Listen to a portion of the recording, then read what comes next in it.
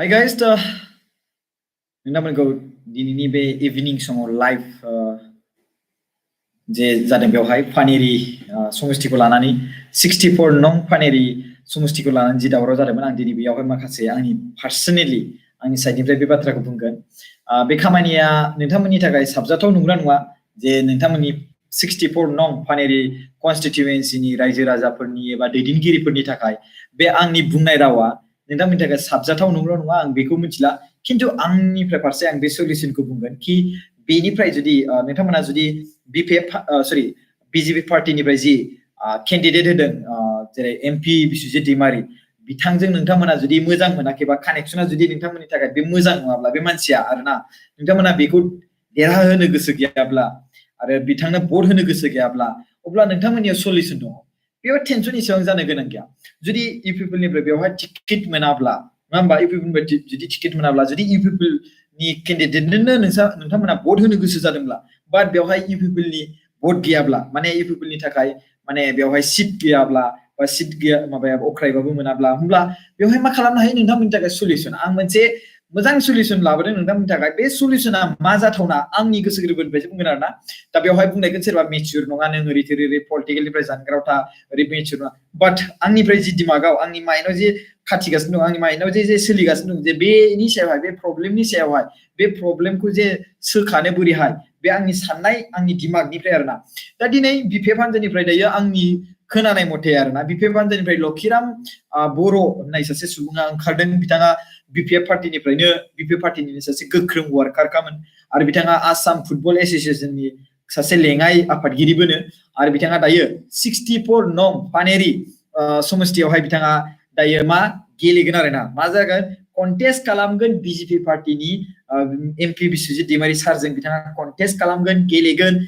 दा बेयावहाय सोर देरहागोन बे मिथिया, बाट आंनि मथेब्ला जुदि नोंथांमोना बिपिएफ पार्टिखौबो जुदि सैयाब्ला आं दा नोंथांमोननि एरियानि थाखायसो बुंदो दै 64 नं एरियानि थाखायसो आरो गासै पलिटिकेल लिडारफोरनि थाखाय बे मोनसे मेसेज आंनिफ्राय जागोन आरोना। जुदि 64 नंआव जुदि बिपिएफ पार्टिखौबो सुखुवाब्ला बिजेपि पार्टिखौबो सुखुवाब्ला खालि इउपिपिएल पार्टिखौल' सुखुयोब्ला इउपिपिएल पार्टिखौल' नांगौब्ला अब्ला नोंथांमोना इन्डिपेन्डेन्ट गेलेदो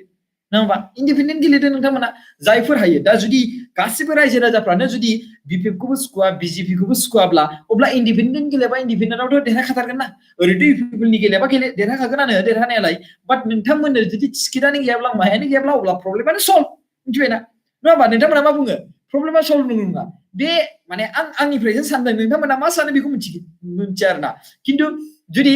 इउपिपिएलनिफ्रायनो जुदि टिकेट माने होयोब्ला नोंथांमोना इउपिपिएलनो भट होगोन रायजो राजाफ्रा नङा होमबा,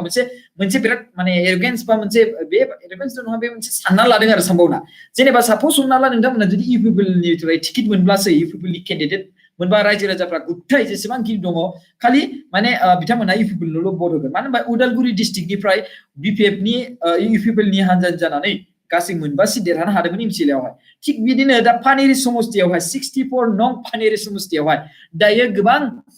माने रायजो राजाफ्रा बे इउपिपिएलनि केन्डिडेटखौ लुबैदों। दा बेवहाय माने बिजेपिजों आरो एजिपिजों आरो इउपिपिएलजों एलायन्स खालामनाय हिसाबै दायो बिजेपिया बिस्वजित दैमारी सारखौ एमएलए बेवहाय बानायनो नागिरदों आरो बेखौ देरहाखांनायनि उनाव बिथांखौ मिनिस्टार बानायगोन। बेथ' थांखि जाखाबाय, बेथ' फाइनाल, जोंथ' रावखौबो इन्टाराप्ट खालामनो हायाखै, मानो होनबा बे डाइरेक्टलि पाब्लिश जाखाबाय प्रेस मिडियायावबो। दायो बाथ्राया मा जाहैबाय कि अपसना मा, जुदि बिपिएफखौ जुदि नोंथांमोना सैयाब्ला बिपिएफखौ सैयोब्लाथ' बे बाथ्रा नै लक्षिराम बर' बिथाङा दा गेलेगोन बायदि मोनदां कन्टेस्ट। दा बिथाङा लक्षिराम बर' ना मा होनो बिथाङा 64 नं पानेरि बे समष्टियाव बिजेपि हानजानि माने एगेन्स्ट जानानै बा कन्टेस्ट जानानै गेलेगोन। दा बेवहाय सल्युसना मा, नोंथांमोना जुदि बिजेपिखौबो सैयाब्ला ओमफ्राय बिनि गेजेराव बिपिएफखौबो सैयाब्ला ओमफ्राय इउपिपिएलखौल' मोजां मोनोब्ला ओमफ्राय इउपिपिएलनि जानानै जुदि गेलेनो मोनाब्ला अब्ला नोंथांमोना इन्डिपेन्डेन्ट गेलेदो गोसो बायदियै खेंसालियायै इन्डिपेन्डेन्ट गेलेदो आरो बिनि उनाव देरहायोब्ला डाइरेक्टलि इउपिपिएलआव हाबदो। माथोलाय जुदि देरहानाय लोगो लोगो देरहायोब्ला इउपिपिएलआव डाइरेक्टलि जइन जादो नङा होमबा। स' बे मोनसे जाहैबाय। आरो बिनि गेजेरावहाय मानो होनबा दाथ' इनक्लुजन जाखासिगोन ना, जुदि इनक्लुजन जायोबा बिटिआरनि इनक्लुजन जायोब्लाथाय होमबा बे इनक्लुजन जानाय लोगो लोगोनो बे बिटिआरनि बाहेरनि जे एरिया बे एड जागोन, बेयावबोथ' सिट माखासे बारायगोन ना। समष्टियाबोथ' बाहायगोन ना 7टा 8टासोबाबो जेसेबांखिनि बारायो ओरैनोथ' 60टा जुदि समष्टि कन्स्टिटिउएन्सि जायोब्ला बे हिसाबै बिटिआर नि सिङाव दा बिटिसि नि सिङाव थानाय बा बिटिआर नि सिङाव थानायथ' जेसेबांखिनि एरिया बिनि गेजेरनिफ्रायबो माखासे बायफ्लेनाय जागोन माखासे स्प्लिट खालामनाय जागोन माखासे दानख'नाय जागोन आरोना दा बिनि गेजेराव जुदि बिटिआर नि एक्सट्रायै जुदि दा बाहेरायाव जि दङ जेरै हमना ला सनितपुर आरो बिश्वनाथ माइन'रिटि आरो हलंगि डिस्ट्रिक्ट जुदि बानायनो थांदोंब्ला बिनिफ्राय समष्टि माखासे ओंखारगोन स' बे हिसाबै आंनि नोजोरजोंसो दै आं रावखौबो माबा मोनसे बाथ्रा बुंनो थाङा बाट आंनि नोजोरजों नायोब्ला बेवहाय इन्डिपेन्डेन्ट गेलेनो हागोन आरोना जेरै हमना ला बिजनि समष्टियावबो जुदि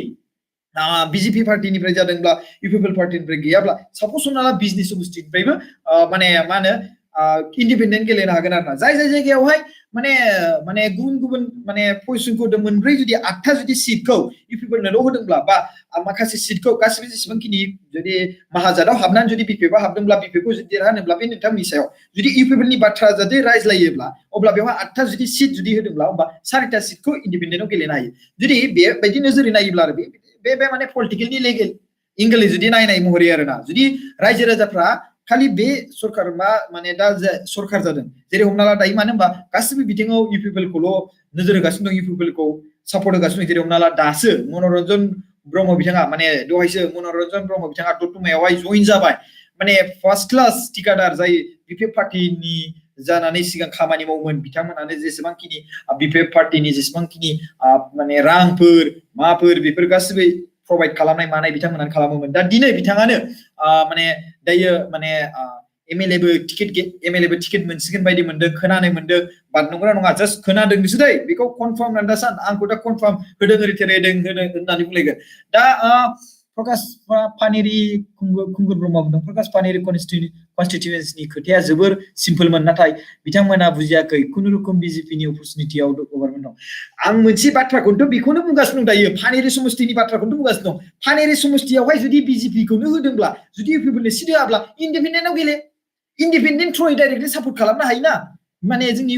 माने इउपिपिएल पार्टिया इन्डिपेन्डेन्ट थ्रुयै सापर्ट खालामनो हायो नङा होमबा इन्डिपेन्डेन्ट थ्रुयै जुदि बिपिएफखौ जुदि सुखुथाराबा नङा होमबा बिपिएफखौ जुदि सुखुराबा इउपिपिएलखौ जुदि सुखुयोब्ला इउपिपिएलनो जुदि टिकेटखौनो होनो हायाखैब्ला अब्ला मोनाखैब्ला अब्ला इन्डिपेन्डेन्ट गेले देरहायोब्ला इउपिपिएलआव हाबदो डाइरेक्टलि सिम्पल खोथायानो बिराद इजिथार मिथिबायना इसिबां गोजौ थाखोसिम इसिबां गोजौ माबासिम थांनो गोनांथियानो गैया आंनि मथेब्ला मिथिबायना बेसेबां गोजौसिम थांनो गोनां गैया आरोना थिग बिदिनो जे जाय जायगायावहाय टिकेट मोनाखै बे जायगायावहाय इन्डिपेन्डेन्ट गेले आरो इन्डिपेन्डेन्ट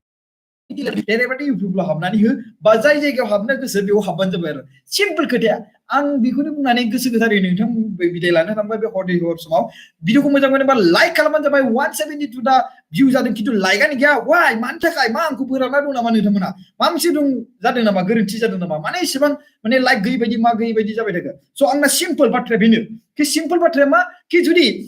इउपिपिएल पार्टिनिफ्राय सिट मोनाखैबा बे पानेरि समष्टियावहाय पानेरिल' नङा गोबां जेसेबांखिनि एरियायावहाय जुदि सिट मोनाखैब्ला अब्ला बे सिट मोनै जायगायाव इन्डिपेन्डेन्ट गेले मिथिबाय इन्डिपेन्डेन्ट गेले आरो इनडाइरेक्टलि बिथांमोनखौ सापर्ट खालाम नङा होमबा इनडाइरेक्टलि बिथांमोनखौ सापर्ट खालाम आरो बिनावहाय बोजबना लानो हायो आरोना दा बिथांमोना जायफोर मानसिफ्रा माने दा मानो होनबा दावराव जादोंना मानो होनबा जुदि बिजेपिया इउपिपिएलआ जुदि टिकेट मोनाखैबा बिजेपिया मोनदोंब्ला अब्लाबोथ' बिपिएफथ' मोना बा बिपिएफ थासिमथ' मानो दावराव जादों स' बिनिखायनो आं बुंदों कि मानो होनोब्ला